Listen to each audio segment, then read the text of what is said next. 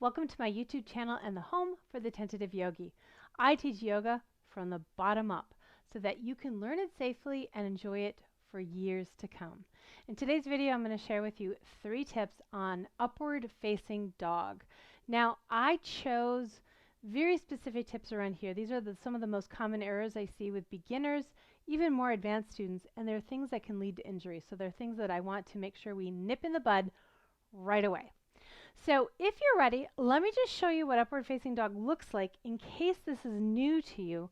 So this is a back bend where you bring the hands back further, back more towards your rib cage, and then you come up from there. And theoretically anyway, legs come off the ground as well. So when you're lifting up into that pose, the tendency, and this is your first tip, is to, and you can just put your hands in front here and do it with me, is to sink down into the heart because it takes strength to lift the heart up and out. You don't want to be sinking down because that can cause injury around the neck, in the upper back. We want to be really careful. So as you put your hands down in front of you, practice lifting the heart up, drawing the shoulder blades down.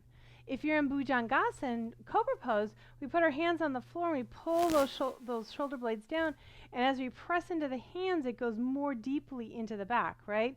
But as you come up in upward facing dog and straighten the arms, it's really easy to sink down, and we need to avoid that. So you can practice it here and really lift up. And if you don't feel strong enough to do it in the pose, because this really is where the strength comes in, is that last little bit where we pull the shoulder blades into the back, then doing Cobra pose again and again and a little Shalabhasana locust pose where you lift up off the floor will give you the strength around the shoulder blade to help yourself with that. I also like to have students literally practice right here, and we just bring it in to our practice. Now, the second thing I want to share, and then we'll try it before we get into it, is to press the palms firmly down. The tendency when our hands are down is to cup them and put our weight into the wrist. That can actually cause injury in the wrist over time, so we want to be really careful with that. You want to press down through the base of the index finger, spread the weight out through the fingers, and then lift up through the heart and pull those shoulder blades down the back. Can you feel that firmness? Like that, it's all engaged, and it creates incredible amount of integrity in this pose. Okay, so let's try that much, and then I'll share with you the third tip. So coming down, you're going to take your hands back as far as you can go, still keeping the palms flat, so they're going to be somewhere by your rib cage. You're going to roll the shoulders back and down, squeeze the elbows in. That's going to help you start with that first action, right? It's going to help you get those shoulder blades into your back. Then you're going to engage the back and lift up. Press into the hands to straighten the arms, and then lift the heart up and out.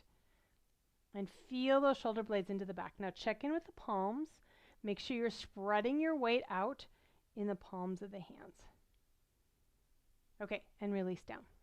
Now, the last tip is to make sure your legs are fully engaged. It's easy to forget about them because they're back there and out of sight, out of mind, right? But the legs need to be fully engaged. I just want you to watch this. That's how they get off the floor. So you come up, and the only way I can get them off the floor is by engaging them. If I press into the hands, no matter how hard I press into the hands, the legs won't come off the floor. The only way I can get them off the floor is by making them really strong and lifting. I can feel particularly a contraction at the base of the buttocks.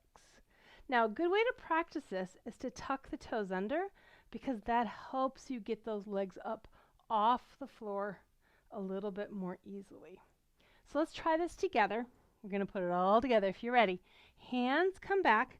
Press the palms, root down through the base of the index finger. Squeeze the elbows in. Shoulder blades move in and down the back. Lift with your heart. The goal is to actually have that lift in the heart all the way from the beginning, so you don't do it at the very end, right? Then engage the legs. And you can tuck the toes if you need to get them off the floor, or you can also leave them on the floor, but just keep them really engaged. You shouldn't feel anything in the lower back at all. And release. Makes me a little out of breath. Whew. All right. I hope this helps you get into your upward facing dog a little bit more deeply, enjoy it more, injury-free. Now, if you enjoyed this video, please let me know what you enjoyed about it. I'd love to see a comment. Give me a thumbs up if you enjoyed it.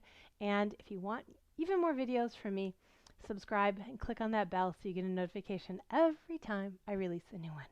Thanks so much for joining me. Namaste.